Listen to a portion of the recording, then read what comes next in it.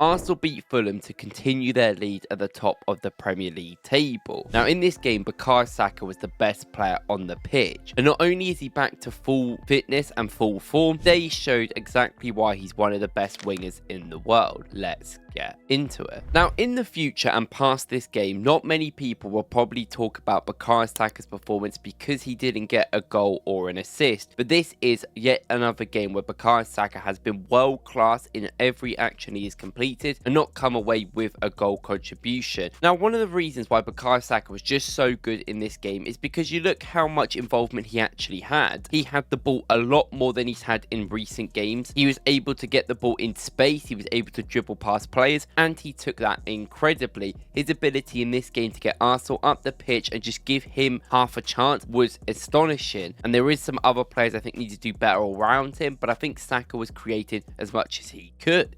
Now, I think one of the big reasons why he was able to be successful out on the width is not only because he was having that ability to go one-on-one every time, is that when Arsenal actually transitioned the ball quickly to the right-hand side, Fulham would be in their mid-block, kind of low-blocky system in this game, and it would involve Iwobi actually going outside to mark Saka in a 1v1. Now, usually you would want to get 2v1 on him, but we did really well to kind of have runners and push people away from Saka, so you could kind of have that whole space out on the right. And Bukayo Saka, not only does he probably need two players on him, if you just have Iwobi out there, he will do what he wants. And a lot of the time you saw Saka come inside in this game. Obviously, we know that's where he prefers to come inside to have them shots, and he was doing it all the time. And he was coming into the middle and having people rotate with him out there, which I thought was really good, but also more importantly, having that impact to create and go past players into the final third. And when he comes inside, the reason why Saka can be incredibly good is because of his intelligence that he has. He's not a player that is just one note that will come inside,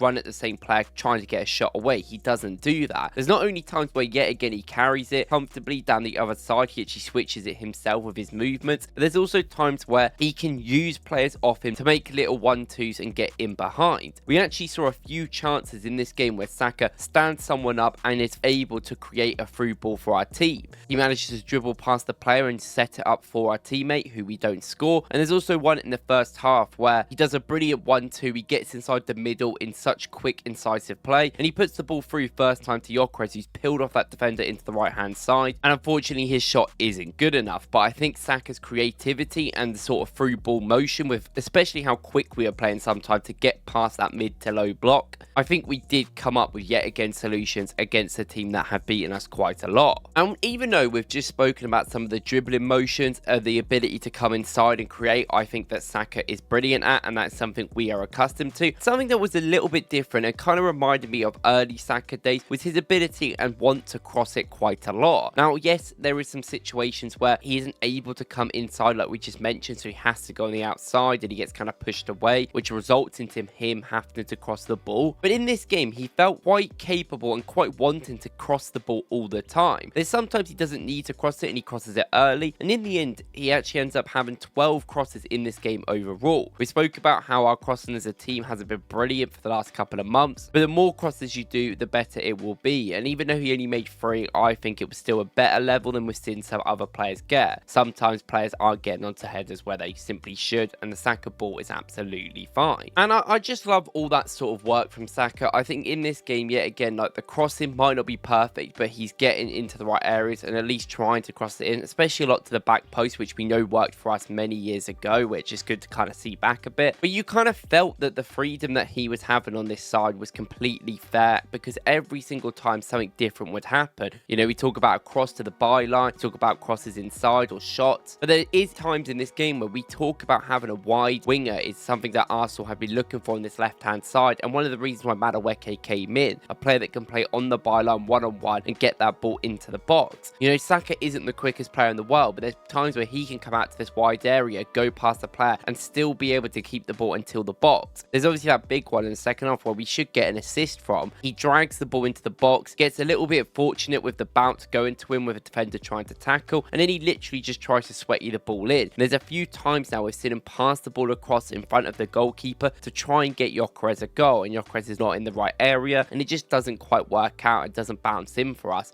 And we talk about bravery, Saka in this game, every time he got the ball, he was a sponge to get the team forward. There's a little play interchange within these really tight situations in the mid block and in the pockets, and he really does well to keep the ball. We know how good he is at using his body, but to bring other players into the game, to always make movements and find that space going forward. And Saka is brilliant at winning fouls anyway, all over the pitch. He basically goes into these tight areas, he can do any dribble he wants to keep the ball, and then as soon as he has a little bit too much contact, he knows to go on the floor and get us a free kick. We've seen Waneri do this, we've seen Miles be very good at this. This is a hell-end sort of custom, and Saka obviously has that as being the real guy that came through to change the squad. And I really liked in this game how we allowed Bukayo Saka to have a lot of movements around the pitch. Like we have spoken about how when he's stuck on this right-hand side and sometimes there's two players on him the entire game, he can't really get the ball and do a lot of things. Now in this game, this was peak Saka where everything he was doing was kind of sticking. Even if two players were at him, he'd keep the ball, he'd make some rotation into the centre, they'd just lose him, which just worked brilliantly. But he had freedom around the pitch. We know about him coming deeper and helping with the build-up. That's a brilliant part of his game, and it kind of eases pressure a lot of the time. But allowing him to move off that, go into the centre, go into the left-hand side, is something we've all wanted to see. And in this game, it was back to allowing Saka to have that freedom. I don't know if it's a confidence thing. It may be. He played with a lot of confidence in this game, so maybe felt like it was right. But he had that brilliant run in the second half when he comes down the left-hand side, has a little 1-2 in the middle, and continues to keep the ball. He has a brilliant skill under the defender's legs inside the box and gets a really good shot away, which is not the first one he has in this game, which was another good save by Leno, who did many good saves to keep Fulham in it. And although going forward, of course, Saka's going to get praise to the corner that he took. I know he said they weren't happy with a lot of the corners he took in the first half, as they weren't amazing, but in the second half, they were way better. He had a few that were really on the money, and this one obviously gets headed on by Gabriel, and Trossard's there at the back post, scoring another corner goal, which we have needed for the team.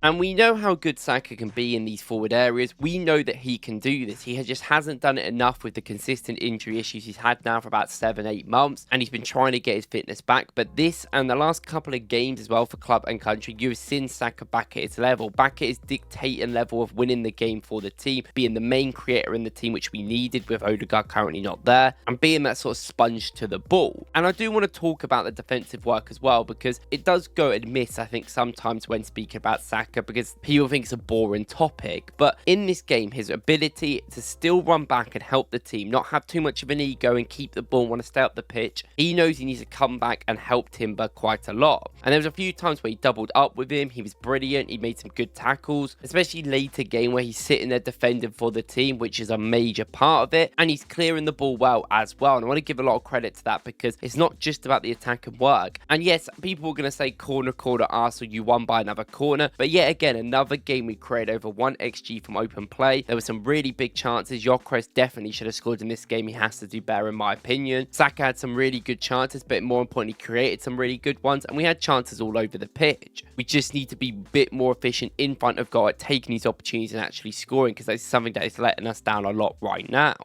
Now, to end this video off, let's quickly go through some of the stats of Saka, because they are genuinely too incredible in this game for me not to show them to you guys. Obviously, he played 90 minutes. He only had 2 shots in the end, which were actually 2 decent opportunities to have shots, but maybe you would want Saka having more, but he did become that primary creator like we were saying in this game. But you look at his passes, 28 out of 41, which isn't great, but then you look at the chances he created, 6, and then you go down and look at the attacking stats, and you can see why he kind of didn't make that many passes. Only 3 out of 14 accurate crosses, which definitely make it a lot worse. 1 out of 2 accurate long ball, and he was trying some big stuff. But you've got to look at the positive work. 13 touches in the opposition box, 6 out of 7 successful dribbles, which we want dribblers in this team. We especially need it a lot of the time against these mid to low block teams. You need players willing to go past players, and it was great that he brought that. 6 passes into the final third, and look, yet again, like we said, that defensive work is there. 2 tackles, 9 recoveries, 1 clearance. We said about it before, it is mightily important for the team.